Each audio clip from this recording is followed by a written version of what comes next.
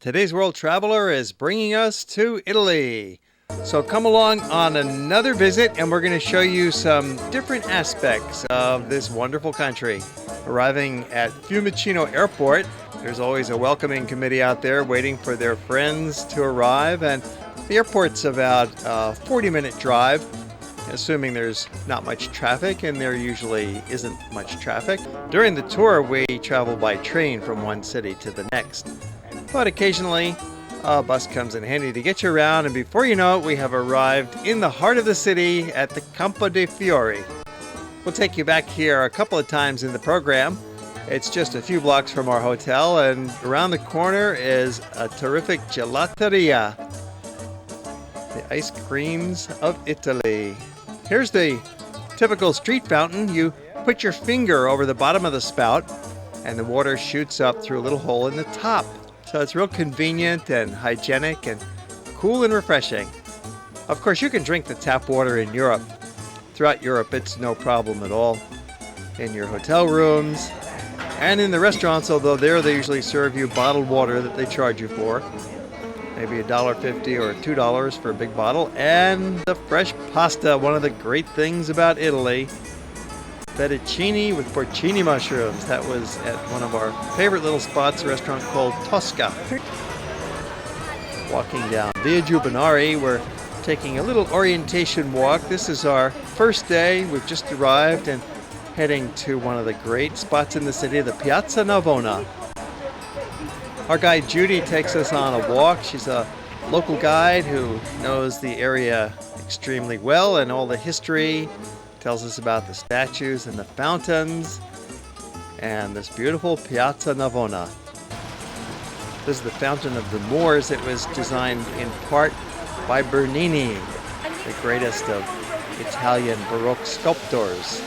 He also designed this, the Fountain of the Four Rivers, with an Egyptian obelisk almost hovering in midair above this fountain.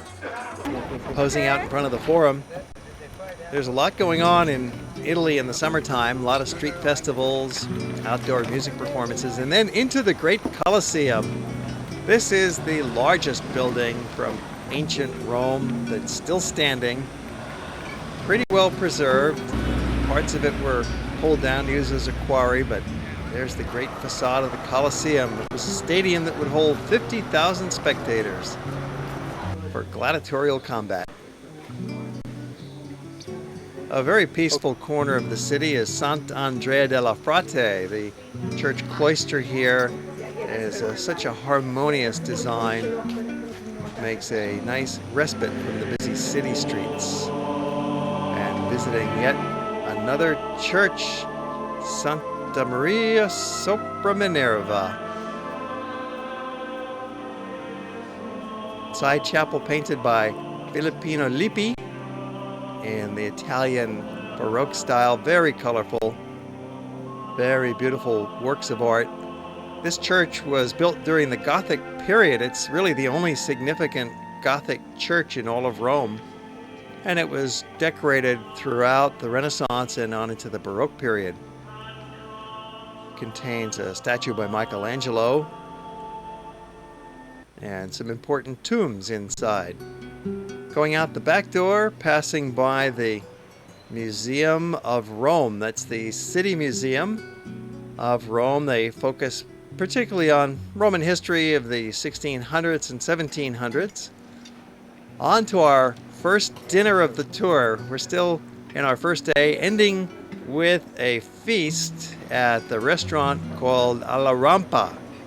This is a great spot. It's just near the Spanish Steps, and they have a fabulous buffet. It's an antipasto buffet and only costs about $9 for this buffet. All you can pile on your plate one time around, and that's plenty. They've got a wide variety of dishes. There's meatballs, there's fish, they have little squids and lots of vegetables, pastas. Yummy, yummy. And of course you can stick around for some dessert if you've still got an appetite after this wonderful meal. A complete meal on one plate. What a dish. Alla Rampa is just to the right of the Spanish Steps. As you're standing in front of the Spanish Steps, You go around the corner past American Express and you will find it there. They've been in business for many years, but here's a tip. Get there relatively early for dinner. They open at 6 o'clock. And get there between 6:30 and 7 or 7:30. And that way you don't have to wait online for a table. They're so popular. Back passing the Pantheon in the evening and continuing on a few blocks over back to the Campo dei Fiori we showed you at the beginning of the program. Now we've come back in the evening to show you the other side of the Campo dei Fiori. This little piazza is the heart of the old part of Rome. One of the most popular, lively centers to gather at night. There's music, entertainers, there's terrific cafes, bars. You can come in for just a drink or a complete meal in one of these restaurants around the square. Ciao.